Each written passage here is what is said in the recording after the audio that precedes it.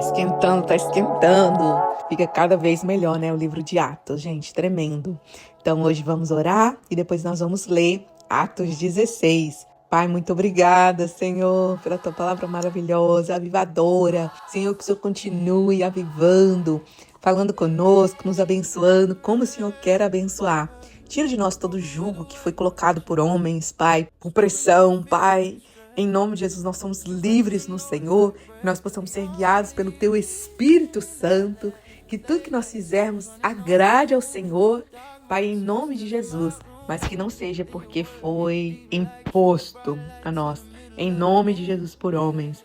Deus, em nome de Jesus, que o Senhor possa estar trabalhando nas nossas vidas, levantando aqui no nosso meio, Senhor, evangelistas, missionários, Pai, em nome de Jesus, pastores, Pai, que nós possamos ser bênção, não só para a nossa vida, para os nossos familiares, mas também para outras pessoas. Que nós possamos cumprir o Teu chamado e possamos pregar até os confins da terra, para a honra e glória do Teu nome.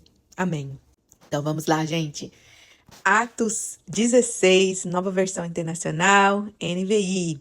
Paulo chegou a Derbe e depois a Listra, onde vivia um discípulo chamado Timóteo, filho de uma mulher judia convertida ao cristianismo, mas de pai grego. Os irmãos de Listra e Icônio davam bom testemunho dele. Paulo, querendo levá-lo na viagem, circuncidou-o por causa dos judeus que viviam naquela região, pois todos sabiam que o pai dele era grego. Olha só, gente, primeiro eles falaram, não vamos impor isso. Mas, como Timóteo ia dar testemunho, ia estar junto com Paulo, para ele ser bem aceito pelos judeus, ele decidiu fazer isso. Então, se o Espírito Santo tocar, né, aquela coisa que eu falei no outro vídeo, tem coisas que é errado para um e certo para outros, e ao contrário. Então, para Timóteo, foi melhor, ele foi e batizou. Provavelmente ele virou exemplo para outros gentios, né, fazendo isso, mas eles não estavam impondo isso a ninguém. Era mesmo obra do Espírito Santo. Lembrando, não era porque era necessário, mas sim para a palavra fluir entre os irmãos. Amém? Então vamos continuar. Na cidade por onde passavam, transmitiam as ordenanças decididas pelos apóstolos e presbíteros em Jerusalém, para que fossem obedecidas. Assim, as igrejas eram fortalecidas na fé e cresciam em número dia após dia. Glória a Deus. Paulo e os seus companheiros viajaram pela região da Frígia e da Galácia, tendo sido impedidos pelo Espírito Santo de pregar a palavra na província da Ásia. Por quem que eles foram impedidos, gente? Pelo Espírito Santo. Então, às vezes a gente é impedido pelo inimigo e às vezes pelo Espírito Santo. Por isso temos que ter a direção do Espírito Santo e ser equilibrados, né? Porque às vezes a gente está colocando a culpa no inimigo e é o próprio Espírito Santo que está fazendo. Quando chegaram à fronteira da Mísia, tentaram entrar na Bitínia, mas o Espírito de Jesus os impediu. Então, o próprio Espírito de Deus, o próprio Espírito de Jesus estava os impedindo de entrar em alguns lugares para a proteção deles, para a proteção da igreja. Nós não sabemos muito bem como que Deus vai agir, porque a gente não consegue ver tudo que Deus consegue ver. Lembrando que Ele é onipresente e onisciente, e nós não. Então, temos que confiar e ser guiados por Ele. Então, contornaram a Mísia e desceram a Troade. Durante a noite, Paulo teve uma visão, na qual um homem da Macedônia estava em pé e lhe suplicava: passe a Macedônia e ajude-nos. E às vezes, gente, talvez não tenha nada a ver com o que estava acontecendo naquela cidade, somente porque Deus tinha outro plano e ia chamar eles para Macedônia. Depois que Paulo teve essa visão, preparando-nos imediatamente para partir a Macedônia, concluindo que Deus nos tinha chamado para lhes pregar o evangelho, partindo de Troade, navegamos diretamente a Samotrácia e no dia seguinte a Neápolis. Dali fomos a Filipos, na Macedônia, que é colônia romana e a principal cidade daquele distrito, onde ficamos vários dias. No sábado, saímos da cidade e fomos pela beira do rio, onde esperávamos encontrar um lugar de oração. Sentamos-nos e começamos a conversar com as mulheres que haviam se reunido ali.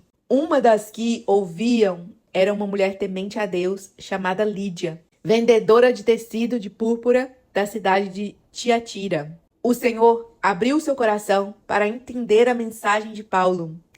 Tendo sido batizada, bem como os da sua casa, ela nos convidou, dizendo: se os senhores me consideram crente no Senhor, venham ficar na minha casa. E vos convenceu. Certo dia, dirigindo-nos para o lugar de oração, encontramos uma escrava que tinha um espírito pelo qual predizia o futuro. Ela ganhava muito dinheiro para os seus senhores com adivinhações. Essa moça seguia Paulo e a nós, gritando: estes homens são servos do Deus Altíssimo e anunciam o caminho da salvação. Ela continuou fazendo isso por muitos dias. Finalmente, Paulo ficou indignado, voltou-se e disse ao Espírito. Então, não foi imediatamente que Paulo ficou indignado. Não, ela já estava acontecendo isso há muitos dias. E finalmente, né, gente? É porque Deus estava querendo que isso acontecesse.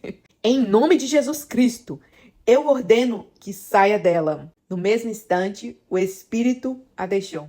Percebendo que a sua esperança de lucro tinha acabado, os donos da escrava agarraram Paulo e Silas e o arrastaram para a praça principal diante das autoridades. Esses são servos de Mamon, né? Servos do dinheiro. Porque, apesar de toda a bondade que Paulo estava fazendo, Silas, ajudando as pessoas, não só com salvação, mas também onde eles passavam, eles traziam cura, libertação, né? Vida abundante para as pessoas aqui na terra. Então, a escrava, né? Ela sendo liberta, feliz ela é, bem-aventurada, né? Ser liberta de espírito imundo, por mais que seja um espírito que dá lucro, porque não compensa, né? Ela estava escrava duas vezes, escrava de homens e escrava de espíritos. Mas estes homens serviam a Mamon, serviam ao dinheiro, e nada disso que eles estavam fazendo importava para eles, e sim somente seus lucros. Então vamos continuar. Levando-os aos magistrados, disseram: estes homens são judeus e estão perturbando a nossa cidade. Olha só, eles perderam o lucro dele, agora estão perturbando a cidade. Propagando costumes que nós, romanos, somos proibidos de aceitar ou praticar. A multidão ajuntou-se contra Paulo e Silas, e os magistrados ordenaram que as suas roupas fossem arrancadas e eles açoitados. Então, Paulo estava trazendo para eles liberdade, mas eles não queriam aceitar.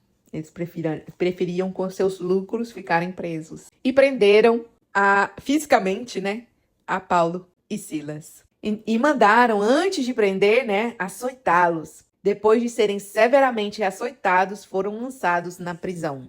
O carcereiro recebeu instruções para vigiá-los com cuidado. Tendo recebido tais ordens, lançou-os no cárcere interior e prendeu os pés deles no tronco. Por volta da meia-noite, Paulo e Silas estavam orando e cantando hinos a Deus, e os presos os ouviam.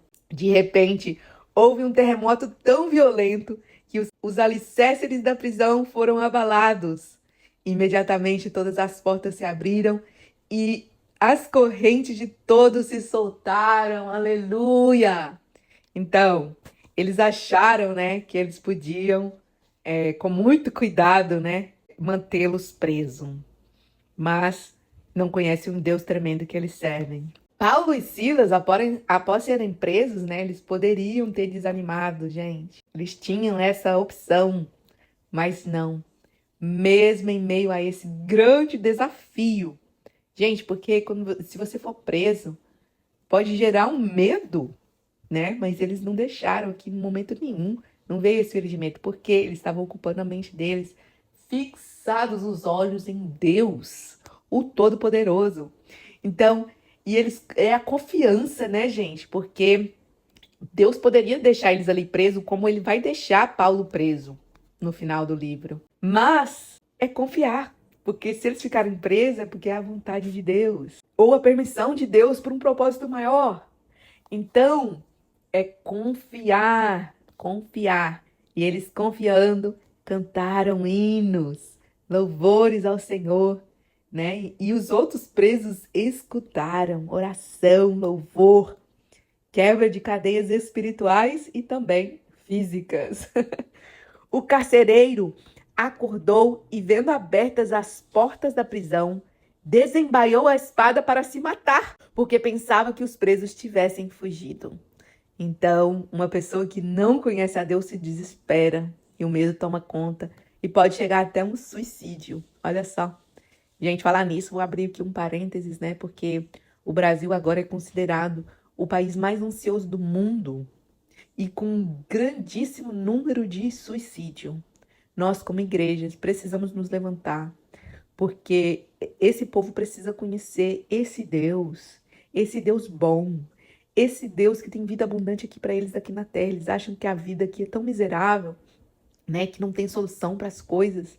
Olha só, em meio a uma situação, em vez de esperar para ver o que vai acontecer, né, igual Paulo e Silas aqui, cantando louvores, alegrando-se no Senhor, orando, né, esperando, porque se Deus quisesse manter eles ali, era vontade de Deus. Igual Daniel também, né? Daniel, quando foi para a cova dos leões, ele sabia, se Deus quiser o livrar, Deus vai livrar, se não, é a vontade de Deus e pronto. Mas não se desesperar e trabalhar para Satanás. Satanás não precisa da gente trabalhar para ele, para destruir a nossa própria vida. Então, a igreja precisa se levantar contra isso em nome de Jesus. Amém? Aproveita e envia esse vídeo para pessoas que você sabe que está precisando de ouvir a palavra de Deus, de cura, de libertação. Amém? Então vamos continuar. Paulo, porém, gritou: não faça isso. Estamos todos aqui. O carcereiro pediu luz, entrou correndo e trêmulo, prostrou-se diante de Paulo e Silas. Então levou-os para fora e perguntou: senhores, que devo fazer para ser salvo? E também, gente, não tem como, né?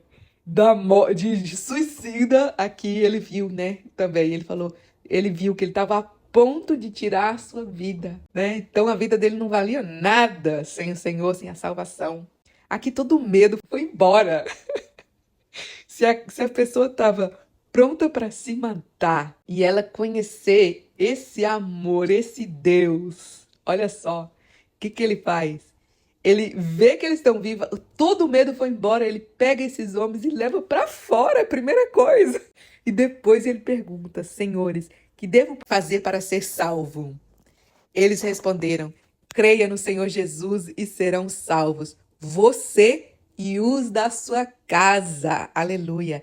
Nós salvos, nós temos essa promessa. É nós e toda a nossa casa, em nome de Jesus. Como que é salvo, gente? Somente crer no Senhor Jesus. Em seguida, pregaram a palavra de Deus a ele e a todos os da sua casa. Naquela mesma hora da noite, o carcereiro lavou as feridas deles. Então, você e sua casa, mas aí depois tem os passos a ser tomado, tem o processo. Então, foi pregado também para ele e para a família. Em seguida, ele e todos os seus foram batizados. Agora, já pensou, gente, se Paulo ficasse aqui com falta de perdão desse povo porque eles tinham sido açoitados? O que teria acontecido? Né? Então, a gente vê, né? Deus permitiu que isso acontecesse. Olha que maravilha, todos que estavam ali naquela prisão puderam testemunhar do que aconteceu. Esse carcereiro e toda a sua família foi salva. Então, a obra de Deus, muitas vezes a gente não vai entender, né? A gente tem que confiar, ter fé, só isso.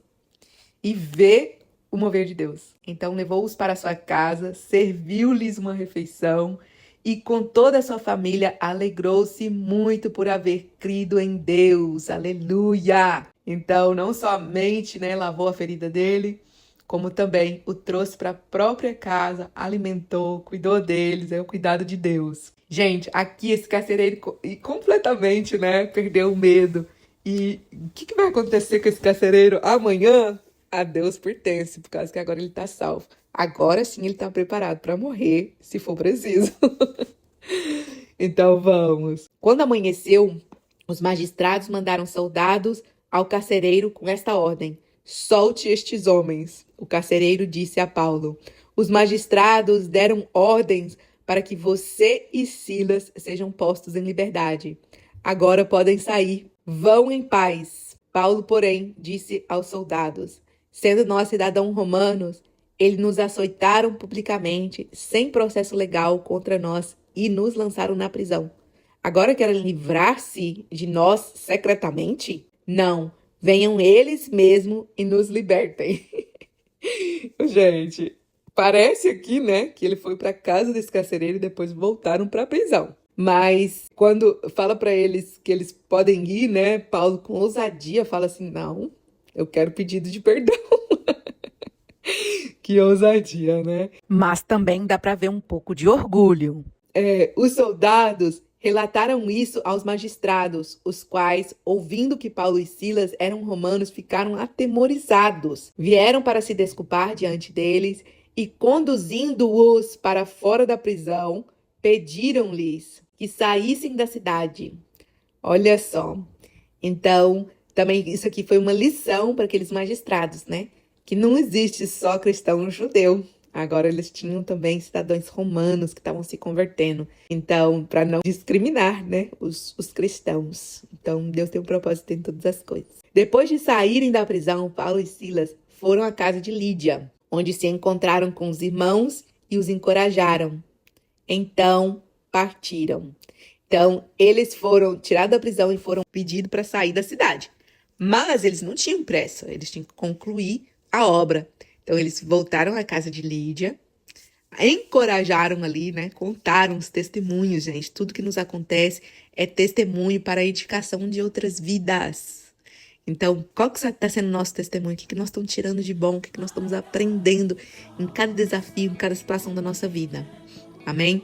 Vamos dar testemunho e edificar uns aos outros. E aí, então, eles se foram, partindo daquela cidade. Então, fica aí a palavra de Deus, que Deus te abençoe grandemente, porque Ele me abençoou tanto. Essa palavra é uma palavra de 2 gumes, corta aí pra você, corta aqui pra mim. Deus me edifica tanto, todas as vezes que leio a Bíblia, né? Já li esse capítulo e muitas vezes na minha vida. Mas mesmo assim, todas as vezes que lê, é edificado. E assim nós precisamos continuar lendo a Bíblia, deixando o Espírito Santo de Deus falar conosco. Quando nós oramos, nós falamos com Deus. E às vezes Ele fala com a gente também, a gente escuta, né? Através da oração do Espírito Santo. Mas geralmente, quando oramos, falamos com Deus. Quando nós lemos a Bíblia, Deus fala com nós. Então, deixa Deus falar com você. Amém? Beijos! Tudo de bom!